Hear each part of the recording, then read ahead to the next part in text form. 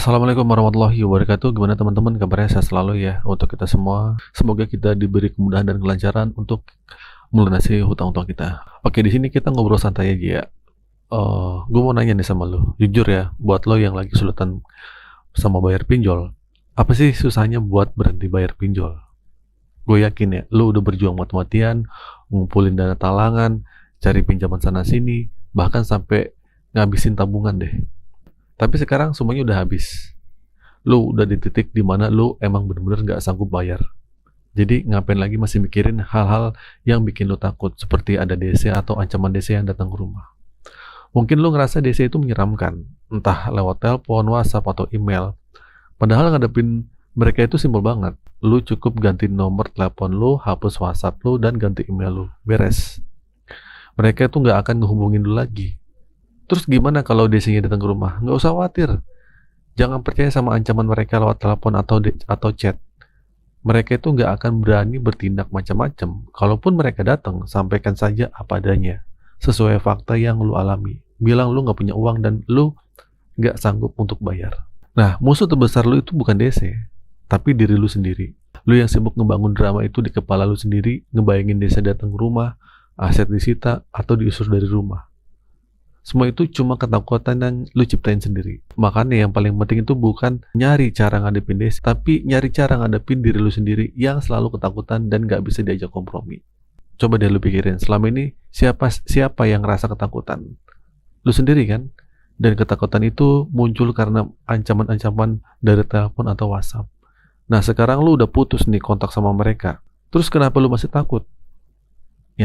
Nah, jangan biarin ketakutan dari masa lalu menguasai diri lu. Sebenarnya semua yang lu bayangin itu cuma drama. Drama yang lu ciptain sendiri, dan sayangnya dramanya selalu drama yang jelek. Kenapa nggak lu coba lu balik? Kenapa lu nggak coba lu pikirin gimana kalau semua ketakutan itu nggak terjadi? Lu harusnya berpikir dua sisi, bukan cuma satu sisi buruknya aja. Ya, lu boleh kok mikirin skenario terburuk, tapi lu juga harus mikirin skenario terbaiknya. Nah, dengan begitu, lu nggak cuma membunuh semangat lu, tapi lu juga melahirkan semangat baru. Ingat ya, hidup ini udah penuh liku-liku, udah pusing. Terjebak di pinjol bukan akhir dari segalanya. Justru ini bisa jadi awal yang bagus buat lu jadi pribadi yang lebih baik. Nama lu udah masuk slik OJK. Itu artinya, ke depannya lu nggak perlu berutang lagi. Dan ini awal yang baik kan? Nah, tapi ketakutan yang terus-terusan muncul di hati lu yang harus dibasmi. Kalau dibiarin, lu cuma akan makin rugi. Setiap hari lu makin sibuk mikirin bagaimana kalau, seandainya, dan apabila. Lu nggak pernah mikirin bagaimana kalau semua ini nggak terjadi.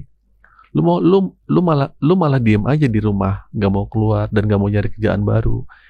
Ini namanya lu sendiri yang memutuskan rezeki lu. Nah, fakta di lapangan, gagal bayar itu nggak seburuk yang lu bayangin. Resiko terburuk cuma satu, nama lu masuk slik OJK atau catatan hitam di slik. Yang artinya lu ke depannya akan sulit untuk minjem lagi. Tapi buat orang yang benar-benar pingin bebas dari utang, slik OJK itu justru langkah awal yang bagus. Dan ini menjadi kesempatan buat lu untuk memperbaiki diri lu dan berbenah. Jadi kalau memang lu nggak punya uang, ya udah berhenti bayar aja. Gak usah mikirin penjara, perdata, data disebar, atau hal-hal yang nggak penting. Daripada hidup lu makin sulit, mending lu ikhlasin dan jalanin. Apapun pinjolnya, semua aman kok. Tinggal berhenti bayar aja, ya. Nah, jangan sampai lu terjebak lagi sama yang namanya gali lubang tutup lubang. Lu harus melangkah maju. Hidup lu nggak berhenti cuman karena lu terjebak di pinjol. Lu berhak bahagia. Sekarang tinggal diri lu sendiri. Mau nggak lu menghilangkan semua pikiran buruk itu? Mau nggak lu berhenti percaya sama semua ketakutan yang lu ciptain sendiri? Kalau lu mau, semua masalah udah selesai. Oh ya, satu lagi, banyak banget yang jasa-jasa media sosial menawarkan hapus jejak lah, hapus data, hapus piutang, hapus link. Jujur, jangan pernah percaya sama jasa-jasa kayak gitu. Apalagi jasa galbay lah, itu nggak usah. Itu semua penipuan. Nggak ada yang bisa hapus link ataupun hapus piutang lu secara instan. Ataupun jasa galbay yang dimana hutang lu dibayar dengan pinjol lagi, itu nggak usah. Coba deh lu pikir pakai logika. Buat bayar pinjol aja lu udah nggak mampu. Masa lu mau ngeluarin uang buat jasa-jasa yang nggak jelas? Mereka itu cuma memanfaatkan kepentingan lu untuk cari cuan. Makanya dari itu, jangan mudah percaya sama janji-janji manis yang bikin lu makin terpuruk. Banyak kok orang-orang yang mau bantu lu dengan edukasi yang benar dan gratis. tanpa minta bayaran sepeser pun. Jadi sudahlah ya, ini udah bulan Agustus, bulan kemerdekaan. Masa lu masih mau dijajah sama ketakutan sama penipuan? Merdekain diri lu, buka pikiran dan logika lu. Semua yang lo alami sekarang, ini cuma bagian dari perjalanan hidup. Ini batu loncatan buat lo jadi pribadi yang lebih baik, ya. Sekarang fokuslah pada hal-hal yang bisa lo kontrol. Kalau lo capek sama telepon, ya udah ganti nomor. Kalau lo capek sama WhatsApp, hapus aja. Capek sama email, ganti email aja. Ini bukan berarti lo hilang atau kabur, bukan. Tapi ini cara lo menyelamatkan mental dan pikiran lo dari gangguan-gangguan DC itu. Biar lo bisa fokus dan ngumpulin uang dan nyari jalan keluar yang bener. Nah, kesimpulannya dari obrolan ini, intinya gini teman-teman ya. Ketika kita berada di titik terendah karena pinjaman online alias pinjol, musuh terbesar kita itu sebenarnya bukan DC, tapi pikiran kita sendiri. Kekhawatiran yang berlebihan, skenario terburuk, dan drama-drama yang kita buat di kepala, itu justru yang paling merugikan. Ya, nah, langkah pertama yang paling penting adalah memutus komunikasi dengan para DC.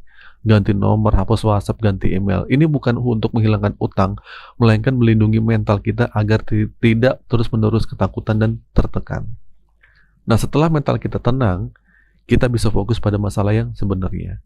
Gagal bayar pinjol itu punya risiko emang, tapi risikonya tidak seburuk yang sering kita dengar. Nah, satu-satunya risiko yang nyata adalah kita masuk ke slik OJK yang membuat kita tuh sulit mendapatkan pinjaman di masa depannya. Tapi bagi mereka yang ingin benar-benar lepas dari jeratan utang, slik ini justru bisa menjadi langkah awal yang baik untuk memperbaiki diri dan hidup tanpa utang. Nah, penting juga untuk tidak mudah percaya sama tawaran jasa-jasa joki atau jasa-jasa untuk menjanjikan utang lunas. Itu janganlah. Penghapusan data atau penghapusan slik nggak usah. Semua itu adalah penipuan yang memanfaatkan kepanikan kita, kepanikan lu. Logikanya, jika ada orang yang bisa menghapus data pinjol, dia tidak akan menawarkan dengan biaya murah. Dia akan memanfaatkan untuk dirinya sendiri, ya nggak? Jangan sampai kita tertipu dua kali. Oke, teman-teman, hidup ini terus berjalan. Terjebak pinjol bukan akhir dari segalanya, melainkan bagian dari perjalanan hidup yang membuat kita lebih dewasa dan kuat. Jangan biarkan ketakutan membuat kita diam di rumah dan memutus rezeki. Sebaliknya, gunakan momentum ini untuk bangkit dan mencari pekerjaan baru dan juga menata hidup kembali. Ya, jangan pernah lupa kita berhak bahagia dan hidup layak dan hidup yang layak diperjuangkan. Oke, itu saja teman-teman video kali ini. Semoga video ini bermanfaat. Akhir kata dari saya, assalamualaikum warahmatullahi wabarakatuh.